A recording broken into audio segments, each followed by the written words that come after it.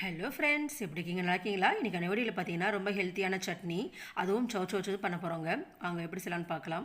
சௌச்சோ பார்த்தீங்கன்னா இது போல் நல்லா பொடுசு நறுக்கிக்குங்க. அதை நான் ஒரு ஸ்டீமரில் வேக வச்சுக்கிறேங்க. உங்களுக்கு அடுப்பில் கூட நீங்கள் வேக வச்சுக்கலாம். நான் ஸ்டீமர் இருக்கிறதுனால ஒரு 15 நிமிஷத்துக்கு நான் ஸ்டீமரில் நல்லா வேக வச்சுக்கிறேன். தேவையான பொருட்கள் பார்த்தீங்கன்னா இது போல் உளுத்தம்பருப்பு, அப்புறம் கடுகு, கருவேப்பிள்ளை, அப்புறம் பார்த்தீங்கன்னா வெங்காயத்தாள் எடுத்துக்கிறேன். வெங்காயத்துக்கு பதிலாக வெங்காயத்தாள் எடுத்துக்கிறேன், ரொம்ப உடம்புக்கு நல்லது. 3 பச்சை மிளகா எடுத்துக்கிறேன், கொத்தமல்லிங்க, 2 தக்காளி, அவ்வளோதாங்க தேவையான பொருட்கள். வாங்க எப்படி செய்யலான்னு பார்க்கலாம். இப்போ ஒரு மண்சட்டி எடுத்துக்கோங்க. மண்சட்டி யூஸ் பண்ணிங்கன்னா ரொம்ப உடம்புக்கு நல்லதுங்க.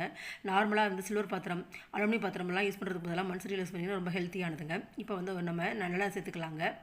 இப்போ எண்ணெய் நல்லா காஞ்சிருச்சு. காஞ்சதுக்கப்புறம் நம்ம கடுகு சேர்த்துக்கலாங்க. கடுகு பார்த்திங்கன்னா நல்லா பொரிஞ்சு வரணுங்க. அப்போ தான் அந்த சட்னி ரொம்ப டேஸ்ட்டாக இருக்குங்க. கடுகு நல்லா பொரிஞ்சு வந்துருச்சு. லேசாக வறுத்து விட்டுக்குங்க. நல்லா கடுகு பிளாஸ்ட் ஆகி வரணுங்க. அப்போ தான் டேஸ்ட்டாக இருக்கும் சட்னி. அவ்வளோதான். இப்போ